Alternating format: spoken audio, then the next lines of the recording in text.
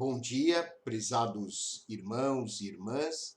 O título de nossa mensagem hoje é Mente de Atleta. E o texto bíblico para a nossa reflexão está em 1 Coríntios, capítulo 9, versículos 23 a 27. Assim diz a palavra de Deus. Tudo faço por causa do Evangelho, para ser também participante dele. Vocês não sabem que os que correm no estádio, todos, na verdade, correm, mas um só leva o prêmio? Corram de tal maneira que ganhem o prêmio. Todo atleta em tudo se domina, aqueles para alcançar uma coroa corruptível, nós, porém, a incorruptível. Assim corro também eu, não sem meta. Assim luto, não como desferindo golpes no ar, mas esmurro o meu corpo e o reduzo à escravidão, para que, tendo pregado a outros, não venha eu mesmo a ser desqualificado. Oremos. Santo Deus, nosso Pai, esta passagem contém uma mensagem edificante para as nossas vidas, que possamos compreendê-la e aplicá-la em nosso cotidiano, a fim de crescermos em nossa maturidade espiritual. Nós te pedimos, agradecidos, em nome de nosso Senhor e Salvador Jesus Cristo. Amém. Há alguns dias, nós tivemos a oportunidade de assistir aos Jogos Olímpicos e ficamos admirados com o empenho com que os atletas procuravam ganhar uma medalha. Os atletas treinaram durante muito tempo para poderem chegar a essas Olimpíadas. O Japão foi o palco de grandes conquistas por parte do Brasil e também por parte de outras nações. Esses atletas nos deram um grande exemplo de vida. Eles treinaram durante muito tempo, se sacrificaram, deixaram de lado prazeres da vida, deixaram de lado a companhia de seus familiares e, com grande entusiasmo, com muito foco, eles se empenharam em desenvolver a sua capacidade para competir nos Jogos Olímpicos. Nós temos muito a aprender com estes atletas. E o apóstolo Paulo gostava de usar metáforas esportivas nas suas epístolas. O apóstolo Paulo gostava de comparar a vida cristã à vida de um atleta. E, neste contexto da carta aos Coríntios, o apóstolo usa essa ilustração.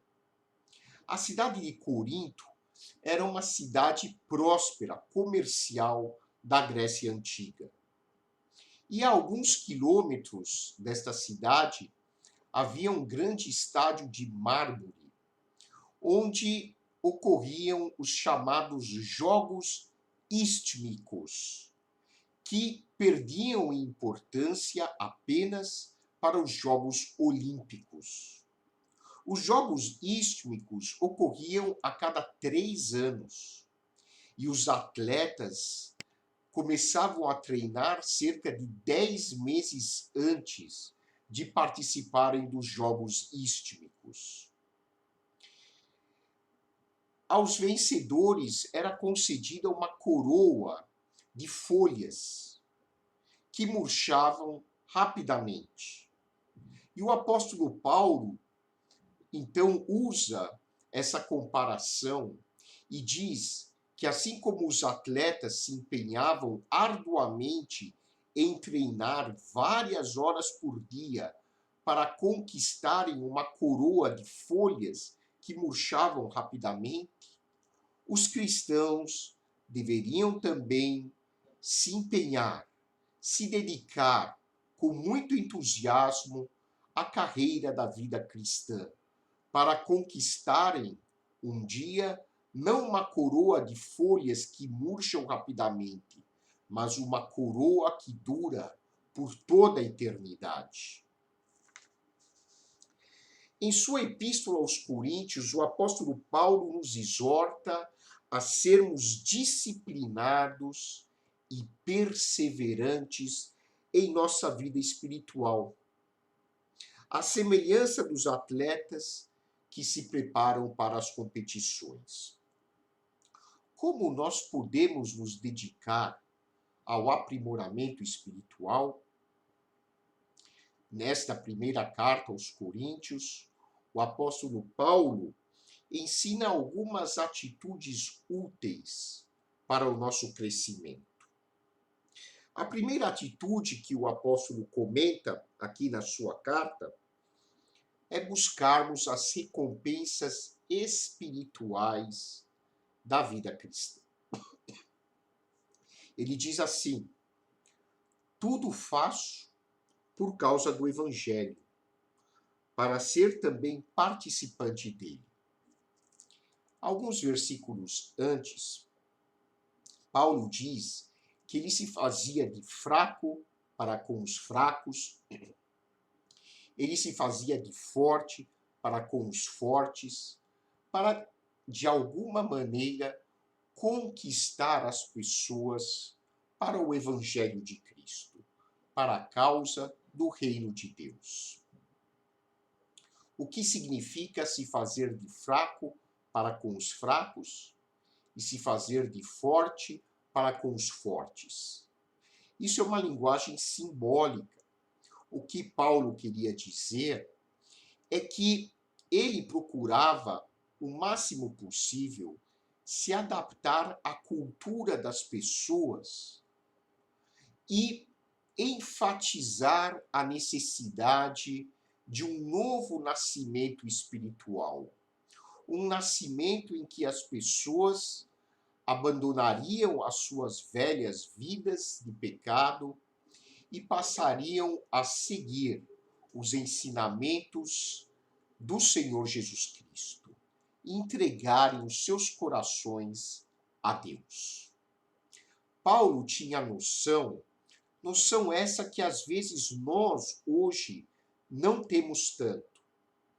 A noção de que existem coisas que são fundamentais na vida cristã. E existem alguns aspectos que são secundários ou terciários em importância.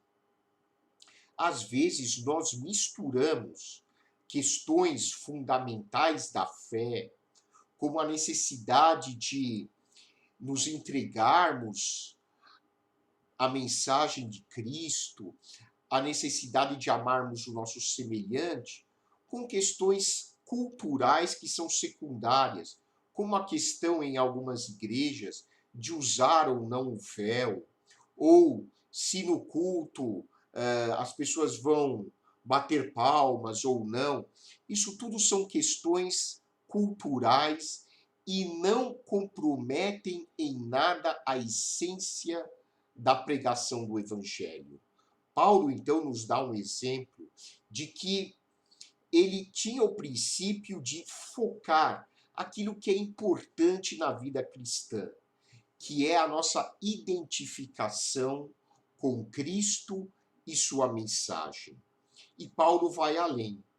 Em função da importância do Evangelho, Paulo diz que nós devemos buscar, em primeiro lugar, as recompensas espirituais da vida cristã. O que ele queria dizer com isso? O que motiva você a acordar cedo, ir trabalhar, voltar para a sua casa e repetir essa rotina ao longo dos seus dias?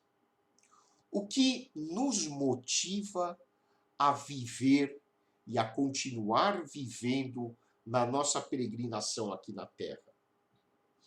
O que nos motiva são valores. Valores pelos quais nós entendemos que vale a pena conquistar. Valores pelos quais nós acreditamos que vale a pena viver. Todos nós temos as nossas necessidades e buscamos satisfazê-las. Mas nós temos tipos diferentes de necessidades. E essas necessidades que são diferentes estão intimamente ligadas aos nossos valores.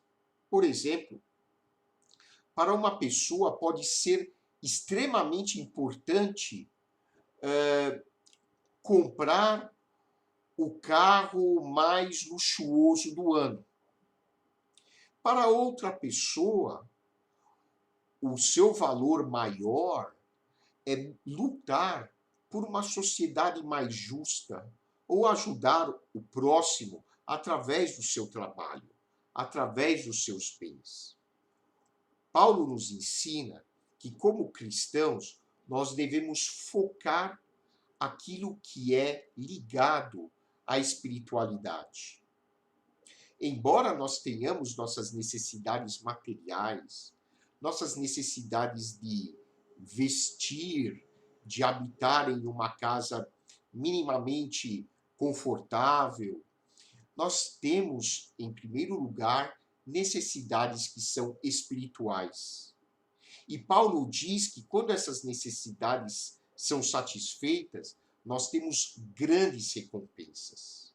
E por isso vale a pena viver em função destes valores espirituais, em função destas recompensas espirituais. Então o apóstolo afirma assim: vocês não sabem que os que correm no estádio, todos na verdade correm, mas um só leva o prêmio? Corram de tal maneira que ganhem o prêmio. Os atletas se esforçam ao máximo, treinam e treinam e treinam arduamente para conquistar uma medalha, seja ela de ouro, de prata ou de bronze. Claro que a de ouro é a mais cobiçada. Eles sonham com a conquista da medalha, eles sonham em poder subir ao pódio, em cantar o hino do seu país e em receber a medalha sendo colocada em seu peito. Pois bem, o apóstolo Paulo diz que nós, como cristãos, também devemos nos dedicar, nos empenhar ao máximo para conquistarmos o prêmio. Qual é esse prêmio? É o prêmio de nós podermos viver em íntima comunhão com Deus. Não existe uma recompensa maior em poder viver em comunhão com Deus. Não existe nenhuma medalha, por mais valiosa que seja, que se compare a esta recompensa. A possibilidade de nós, um dia, participarmos do reino de Deus, da sua glória e em termos comunhão íntima com o nosso Criador. O apóstolo Paulo escreve em um outro texto bíblico que nem olhos viram, nem ouvidos ouviram o que Deus tem preparado para aqueles que o amam. A Bíblia diz que para aqueles que levam a vida espiritual a sério, Deus reservou recompensas que a linguagem humana é incapaz de descrever. Por este motivo, a nossa Bíblia está cheia de metáforas. Por que a Bíblia usa tanta linguagem simbólica? Justamente porque a linguagem humana não é capaz de traduzir em conceitos, em palavras, a excelência da vida em comunhão com Deus, que um dia nós vamos desfrutar. Claro que nós já podemos ter comunhão com Deus hoje, e nós devemos buscar todos os dias conhecer mais e mais de Deus, em viver em comunhão com Ele. Mas, um dia, na outra dimensão, nós desfrutaremos de uma felicidade que está muito acima da nossa possibilidade de compreensão. E é a esta realidade que o Espírito Santo nos convida todos os dias. É para este tipo de vida que é impossível descrever em palavras, de tão maravilhosa que Deus, por meio do seu Espírito Santo, procura convencer os corações para que as pessoas deixem de focar em coisas que são superficiais, secundárias, e olhar para aquilo que tem realmente valor. O Senhor Jesus disse que nós, muitas vezes, nós humanos, buscamos acumular tesouros aqui na Terra, onde a ferrugem e a traça,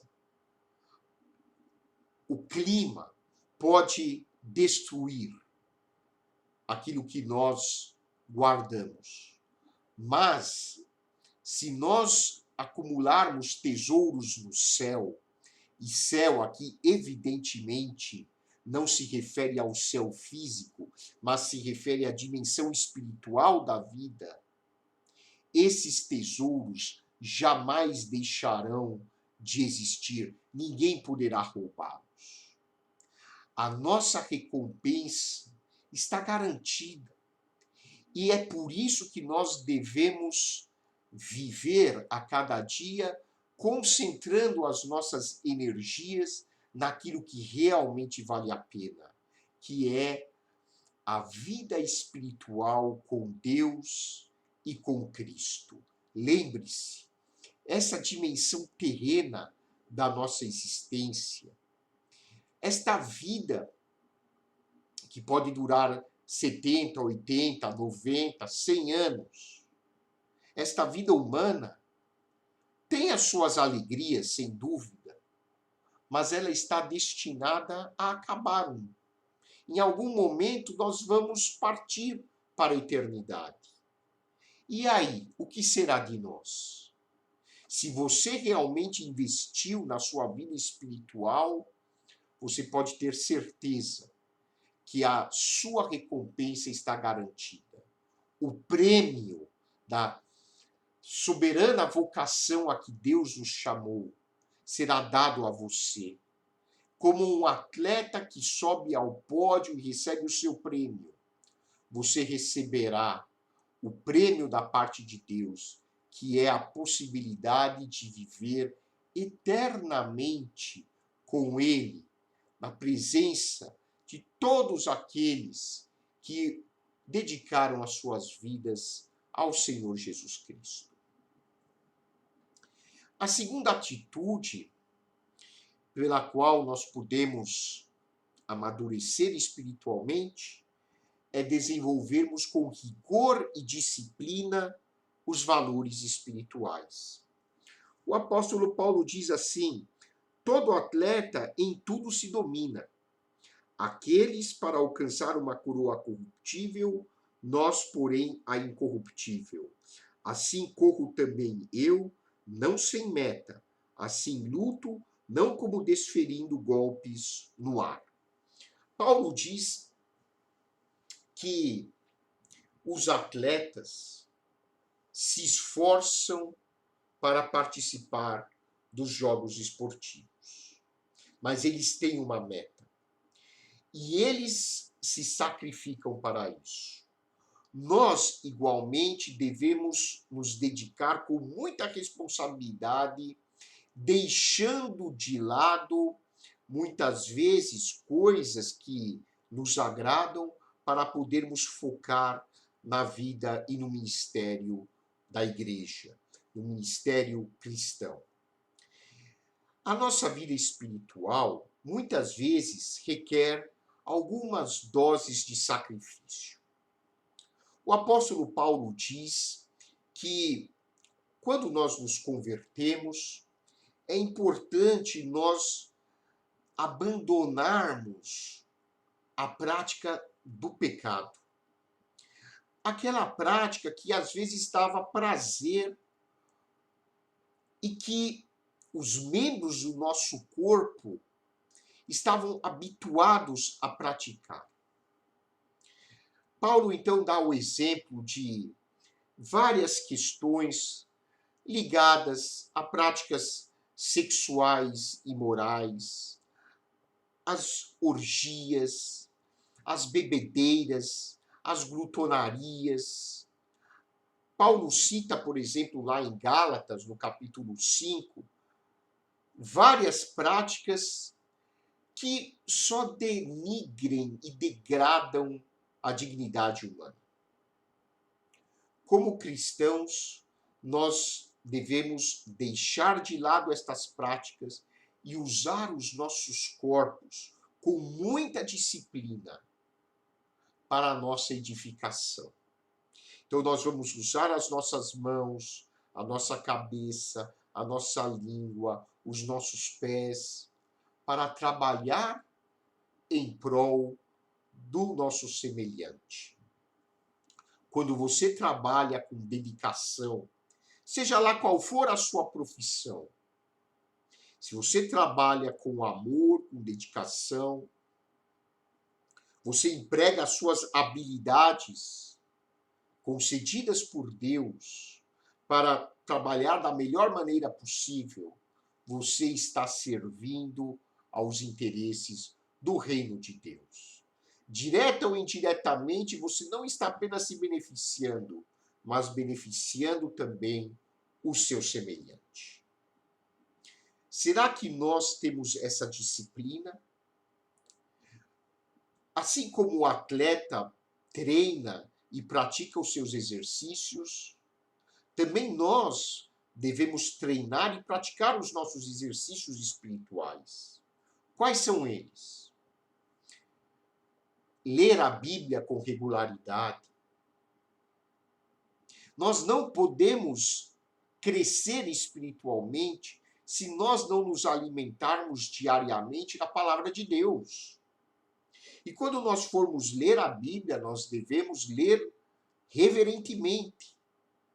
Em primeiro lugar, orando para que o Espírito Santo nos dê a iluminação e o discernimento e a sabedoria para nós compreendermos aquilo que a Bíblia tem a nos revelar.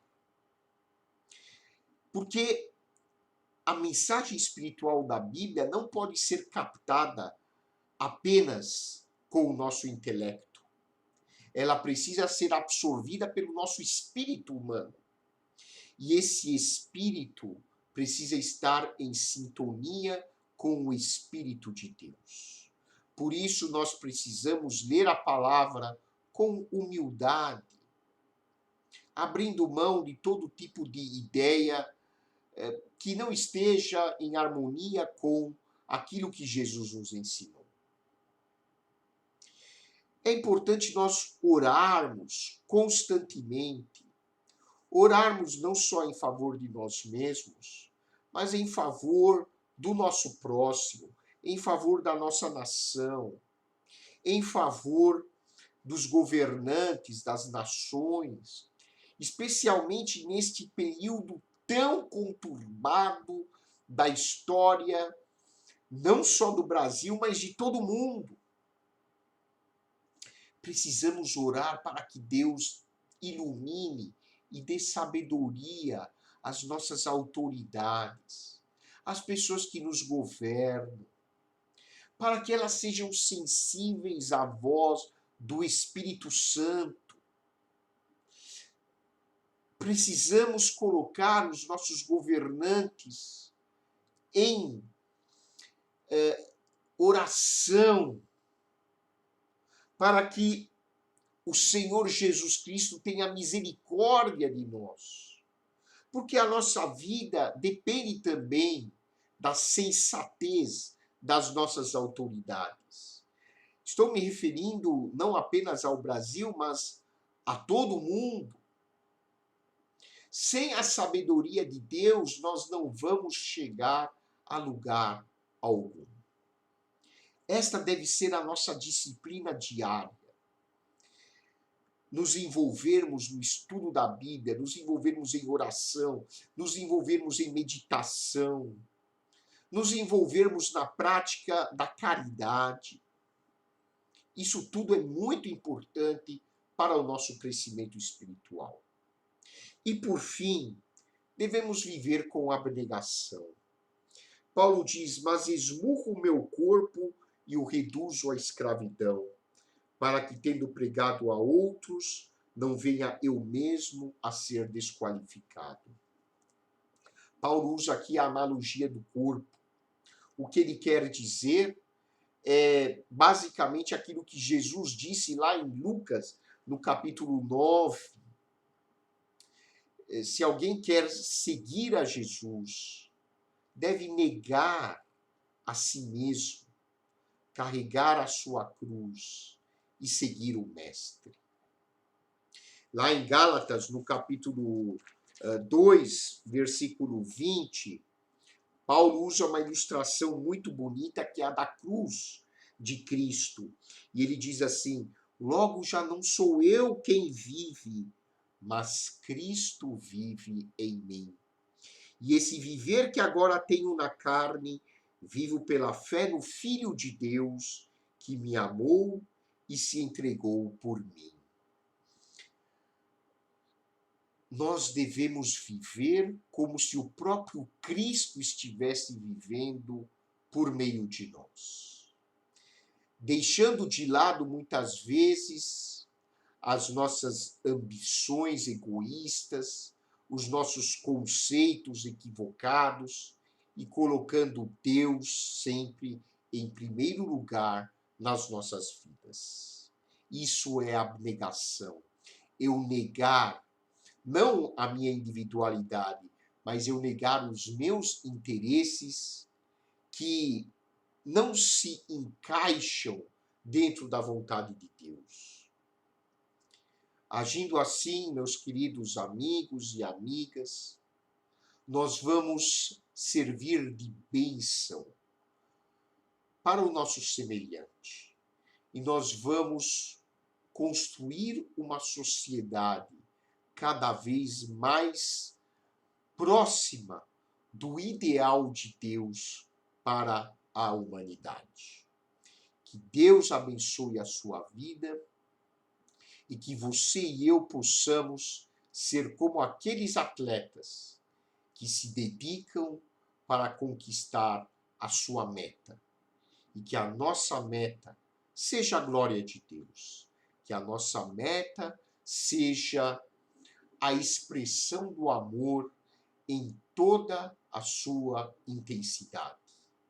Somente com a vivência do amor é que nós podemos construir o reino de Deus aqui na terra.